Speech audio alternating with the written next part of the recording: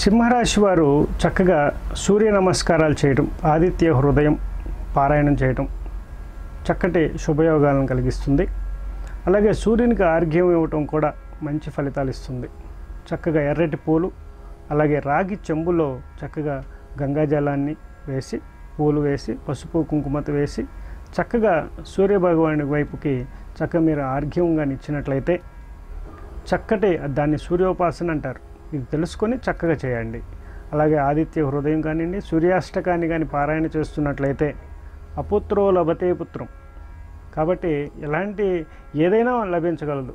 అంటే అన్నీ మనకు లభిస్తాయి, కానీ పిల్లలు కలగటం అంటే కొద్దిగా కష్టం, ఎమ్మటే అయ్యే పని కాదు అది.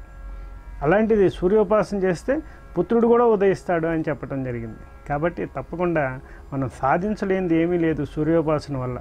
కాబట్టి తప్పకుండా మీరు సింహరాశి వారందరూ కూడా సూర్య నమస్కారం చేయటం, అలాగే పెద్దలను గౌరవించటం, అలాగే ముసలి వారికి చక్కగా సహాయ సహకారాలు అందించటం, అనాథ శరణాలయంలో ఉన్నటువంటి ముసలివారికి కావలసిన వస్తువులను మీరు సమకూర్చినట్లయితే అసలు మీకు పట్టిందల్లా బంగారమే, ఎటువంటి సందేహమే లేదు. ఈ మహర్షి వాక్కుని మీరు పాటించి చూడండి. తప్పకుండా ఆ వృద్ధులకు మీరు ఇచ్చే సహాయ సహకారాలు మీకు అద్భుతమైనటువంటి దీవెనలుగా మారతాయి.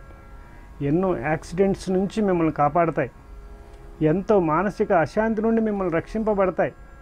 అలాగే హార్ట్కు సంబంధించినటువంటి సమస్యతో బాధపడుతున్న వారు నేను చెప్పిన ఈ చిన్న చిన్న రెమెడీస్, ఈ 3 అనాథ శరణాలయాలకు కానివ్వండి, అలాగే సూర్యాష్టక పారాయణం, అలాగే సూర్య నమస్కారాలు, ఆర్ఘ్యం వదలటం, అలాగే చక్కగా గోశాలకు వెళ్ళి గోసేవ చేయటం, గోవుకు సంబంధించిన అవి తినగలిగినవి చక్కగా ఆనందంగా తినే ఐటమ్స్ కొన్ని ఉంటాయి.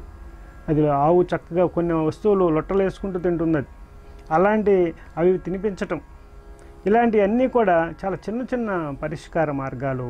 వీటిని మీరందరూ చేసి మీకు ఆయురారోగ్య ఐశ్వర్య భోగభాగ్య ధనకనక వస్తువాహనాది యోగాలన్నీ కూడా చక్కగా వాటితో వర్ధిల్లాలని నేను మనస్ఫూర్తిగా కోరుకుంటూ సర్వే జన సుఖినో భవంతు. శుభం భవతు.